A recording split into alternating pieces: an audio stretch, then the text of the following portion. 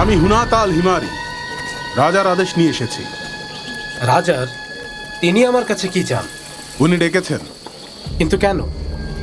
আমাদের কোনো গোস্তাকি হয়েছে নাকি উনি মালের ভাগ চান? আমি কিভাবে বলবো, নিজেই গিয়ে জেনে নাও। রুকাইয়া আমাকে বলেছে আব্দুল্লাহ যখন কাবাঘর থেকে ফিরে এলো, আমি চোখের সামনে নূর দেখতে পেয়েছিলাম, যার চুল হর্ষের মতো। তুমি কি জানো আমি কেন ডেকেছি? জি না, জানি না। তোমাদের একজন লোক আমার গির্জাকে অসম্মান করেছে, যা আমি কোনোভাবেই বরদাস্ত করব না। ওকে আমার চাই। তোমরা হলে কি এটা মেনে নিতে? রাজা বললেন, সর্বশেষ কে আসবেন? সাতিহ বললেন, একজন মহান নবী, যিনি হবেন সকল নবীর শ্রেষ্ঠ। রাজা বললেন, কোন গোত্র থেকে আসবেন তিনি? উত্তর, এমন একজন যিনি গালিবের, ফাহারের, মালিকের, নাধিরের, কিনানের পুত্র। তোমাদের মধ্যেই কেউ আব্দুল মুত্তালিব। এরপর রাজা শেখের কাছে গেলেন। তিনিও তাকে একই কথা বললেন। শেখ তাকে বললেন, ইয়াজানের রাজত্ব শেষ হয়ে যাবে। আল্লাহর রাসূল মানুষের হক আদায় করবেন। তার দয়ায় পুরো মানবজাতির মুক্তি হবে। আল্লাহর রাসূলই বিচারের দিন পর্যন্ত রাজা হয়ে থাকবেন। রাজা জিজ্ঞেস করলেন, বিচারের দিন মানে? শেখ বললেন, বিচারের দিন হল সেই দিন যেদিন সবাইকে মৃত্যুর পর জীবিত করা হবে এবং তার কর্মের জন্য প্রশ্নোত্তর করা হবে। তখন একটা ময়দানে সবাই সমবেত হবে। রাজা জিজ্ঞেস করলেন, আপনি সত্যি বলছেন? শেখ তাকে বললেন, আমার বলা প্রত্যেকটা কথাই সত্য। এটাই আল্লাহ তাআলার ইচ্ছা, এবং এসব তার কথা যিনি এই আসমান এবং জমিন সৃষ্টি করেছেন। তার মানে রাজার স্বপ্ন বাস্তব হবে। ইথিওপিয়ানদের সময় শেষ হতে চলেছে। ইয়েমেনেও কি সবাই এই ব্যাপারে কথা বলছে? সবাই এ ব্যাপারে অবহিত। মক্কার সবাই এ ব্যাপারে কথা বলছে। এখন ঘরে ঘরে এ কথা ছড়িয়ে গেছে। এমনকি এ খবর রাজা নাসারের কাছেও চলে গেছে, এবং তিনি তার পরিবারকে বলেছেন ইরাকে চলে যেতে। উনি পার্সিয়ান রাজাকে একটা চিঠিও লিখেছেন। তারা আলহিরাতে চলে গেছেন এবং এখন ওখানেই রাজত্ব করছেন। তুমি আমার কাছে কি বলতে এসেছো সেটা বলো। ঠিক আছে মক্কা প্রধান, অনেকদিন পর আমি আবার এই পথে বাণিজ্যের উদ্দেশ্যে বের হয়েছি। আমার খবরটা হয়তো তোমাকে খুশি করতে পারিনি, বলতেই চাচ্ছিলাম না, তবুও ভাবছিলাম একবার তোমাকে বলি। চিন্তা না করে বলে ফেলো। আমি আব্দুল মুত্তালিব, যাকে মানুষ অনেক বিশ্বাস করে, এবং আমি আমার মানুষদের বিশ্বাস কখনো ভাঙব না। আব্রাহা। আব্রাহার কি হয়েছে? একটু শুনবেন এদিকে? তুমি বসো, আমি এক্ষুনি আসছি। হারিসের আব্বা শুনছেন? কি হয়েছে আলা? আমি বন্ধুর সাথে কথা বলছি। রুকাইয়ার ব্যাপারে কথা বলতে এসেছিলাম। কথা হয়েছে ওর সাথে? হ্যাঁ, কথা হয়েছে। কি বলেছে তোমাকে? সে বলল তার ভাই ওয়ারাকা। ওয়ারাকা খুব ধর্মভীরু, আমি তাকে চিনি। কি বলেছে সে? রুকাইয়া বলল সে আব্দুল্লাহকে বিয়ে করতে চায়, কারণ আব্দুল্লাহর কপালে সে একটা নূর দেখতে পেয়েছিল। তার ভাই নাকি তাকে বলেছেন একজন নবী আসছেন, সমগ্র জাতির জন্য এক নবী আসছেন, খুব বেশি দেরি নেই। তাই রুকাইয়া আব্দুল্লাহকে স্বামী হিসেবে চাইছে। কিন্তু আব্দুল্লাহ আমিনাকে বিয়ের পর যখন আবার রুকাইয়াকে বিয়ে করতে চাইল, রুকাইয়া তার এ প্রস্তাবে রাজি হয়নি। এটাকে গোপনই রাখো। আব্দুল্লাহ এখন বাণিজ্যের কাজে সিরিয়াতে গেছে। এমনিতেই অনেক কষ্ট করছে ও। আমিনার কি খবর? আমার মনে হয় সময় কাছে চলে এসেছে হারিসের আব্বা। তুমি জোহরা আর হাসিম গোত্রের কাউকে খুঁজতে লোক পাঠাও। আর আমিনাকে এখন একদম একা রাখা যাবে না। সব সময় ওর সাথে কারো থাকতে হবে। বারাকাকে পাঠিয়ে দাও। বারাকা অনেক ছোট। সব সময় ওর সাথে কারো থাকতে হবে। বারাকাকে পাঠিয়ে দাও। বারাকা অনেক ছোট, ও ওখানে কি করবে? কিছুই করতে হবে না, এই মুহূর্তে শুধু আমিনার সাথে একজন থাকা দরকার। এই বারাকা, বারাকা, তুমি আব্দুল্লাহ আর আমিনার বাড়িতে গিয়ে থাকো। আব্দুল্লাহ আমিনাকে আমি খুব ভালোবাসি, আমি অবশ্যই যাব। বারাকা, আমি আব্দুল্লাহকে উপহার হিসেবে তোমাকে পাঠাচ্ছি।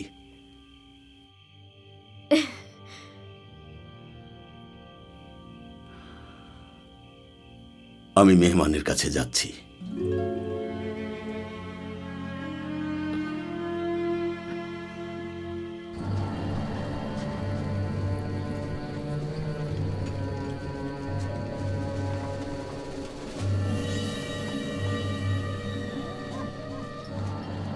আমার মনে হয় না আব্রাহা আমাদেরকে শান্তিতে থাকতে দেবে। ওর আচরণ আমার সন্দেহজনক মনে হচ্ছে। কি চায় ও? ও কি মক্কায় কোনো দুঃসংবাদ নিয়ে আসবে?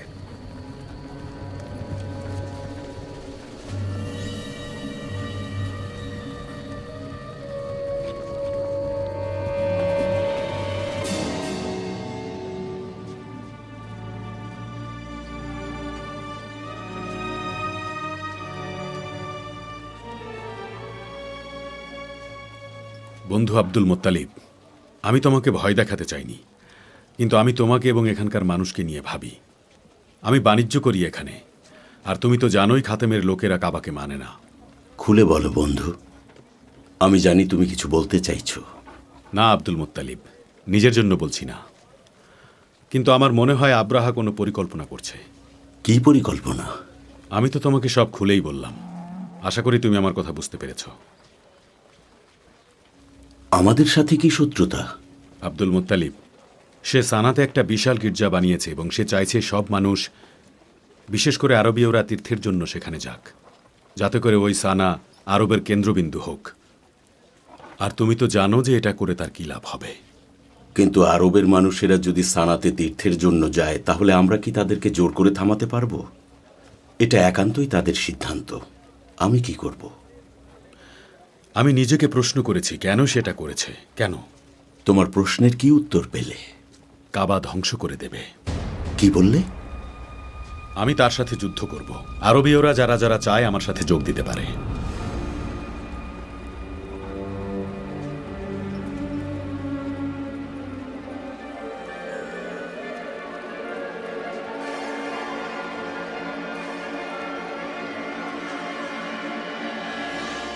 যুদ্ধের জন্য সৈন্যদের প্রস্তুত করো।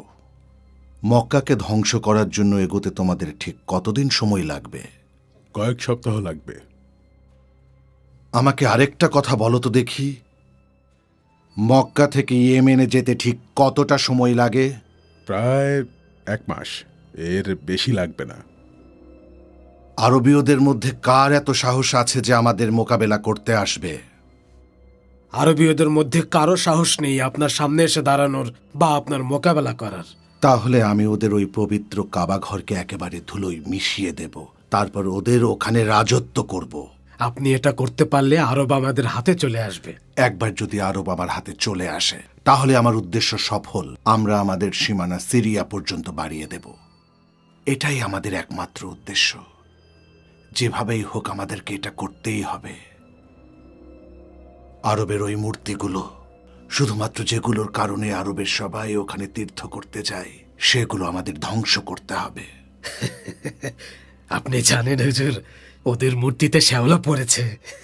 পবিত্র মূর্তিতে শ্যাওলা? ঠিক শুনেছেন হুজুর, ঠিক। আরবীয়রা যখন খেতে পায় না, ওগুলো চেটে খায়।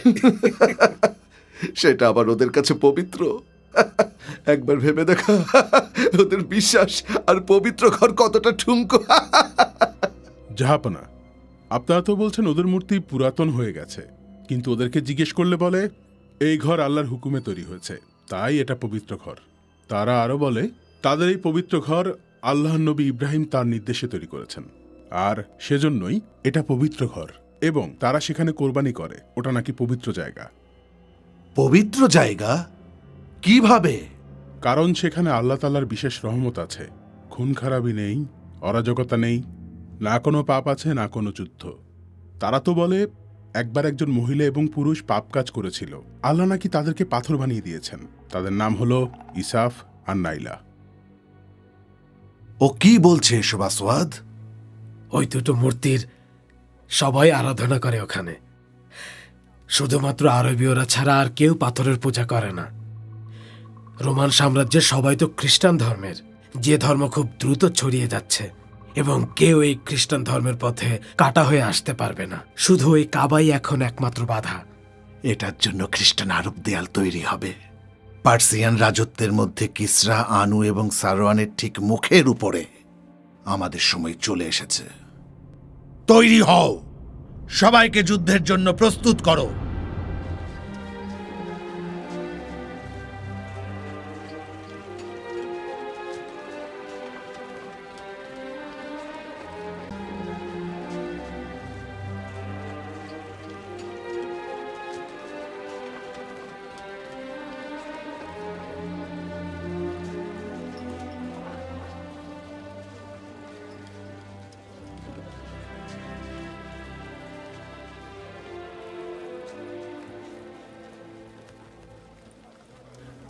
হালা, হারিসের আব্বা, কি হয়েছে? মন খারাপ নাকি তোমার?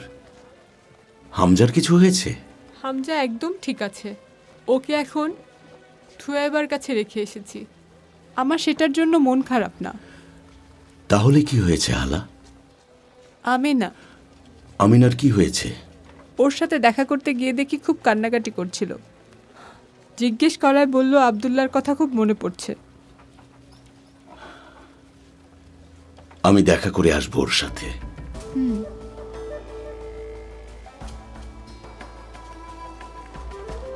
হামজা,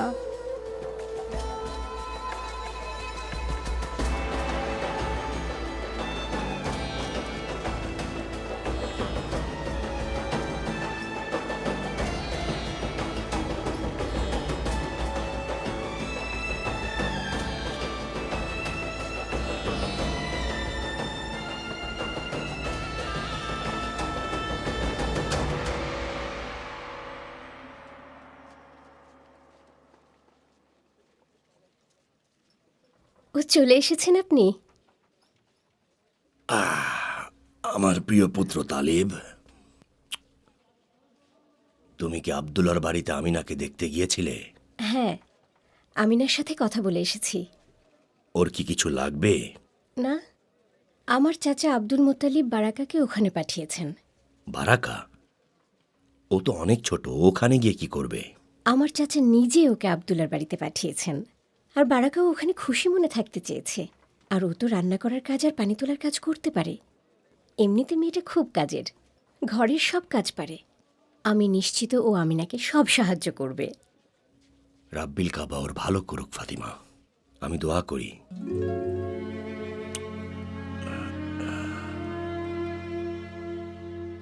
আমি তোমার সাথে একমত না ইবনে জাদান, তবুও বলো তুমি কি বলতে চাও।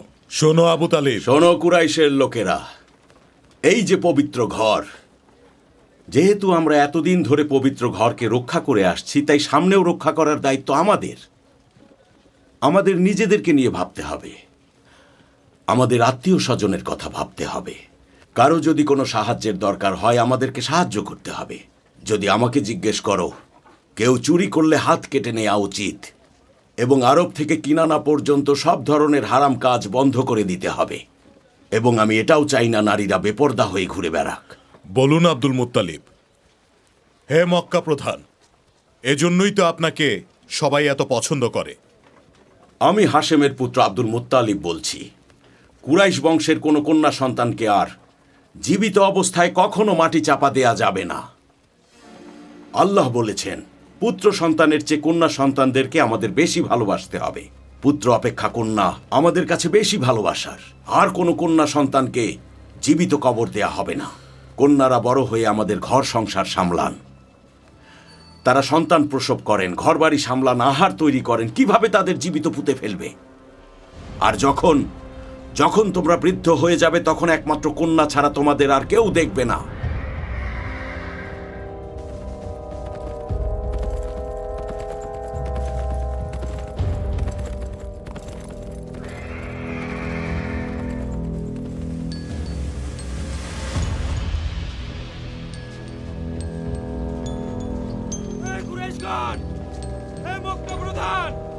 আপনাদের জন্য একটা দুঃসংবাদ আছে।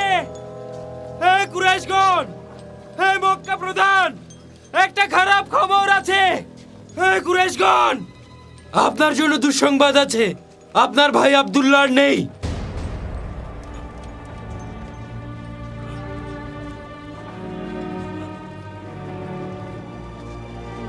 আব্দুল্লাহ